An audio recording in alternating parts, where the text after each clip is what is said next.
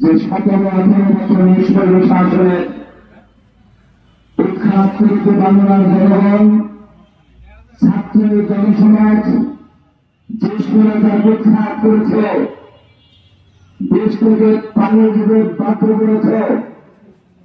আজকে পরে 1 বছর পরে মনে হয় যেন একটা অপর শক্তি আবার আমাদের মাথায় ধরে ছায়া দিচ্ছে। এই বাংলার জনগণ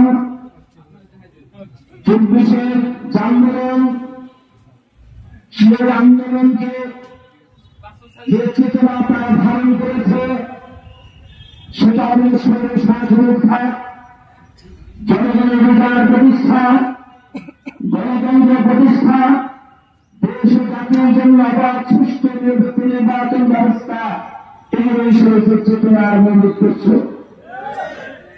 এই 1 বছর 13 মাস হয়ে গেল। এই 13 মাসে যারা 24-এর আন্দোলনের অনুসারী ছিলেন তারা সকলে মিলে প্রতিবাদ ছিল, তারা বৈঠক করেছে, মিটিং করেছে, সমস্ত মতের ভিত্তিতে 48টি পয়েন্টে একমত পোষণ করেছে।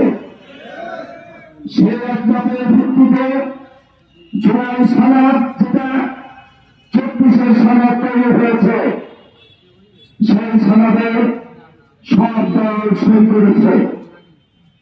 অথচ এই সইকৃত দলগুলোর মধ্যে একটা বড় দল বারবার তারা ঝিলিপ খাচ্ছে, তারা হোঁচট খাচ্ছে, বিভিন্ন কথা বলছে।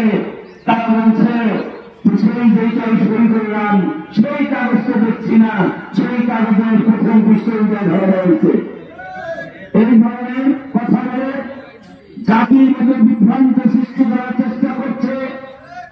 আমরা আশ্চর্যজনকভাবে লক্ষ্য করছি কেন যেন আমাদের এই যে কেয়ারটেকার সরকার, যেটা বলবো অন্তর্বর্তীকালীন সরকার, কেন যেন তারা অভিজ্ঞ হওয়া সত্ত্বেও সবকিছু জানার পরেও তারা কেন ভারতের মদদে, ভারতের সমর্থন পুষ্ট একটা বড় দলের প্রচারণা করার চেষ্টা করছে। আমরা এটা ধিক্কার জানাই, নিন্দা জানাই। আমাদের ডক্টর মিশ্র যে বক্তব্য রেখেছেন, এই বক্তব্য জাতির আশা আকাঙ্ক্ষার মূল্যে প্রসারাঘাত করেছে। এটা জাতীয় বিশ্বাসঘাতকতা সামিল। তাই আমরা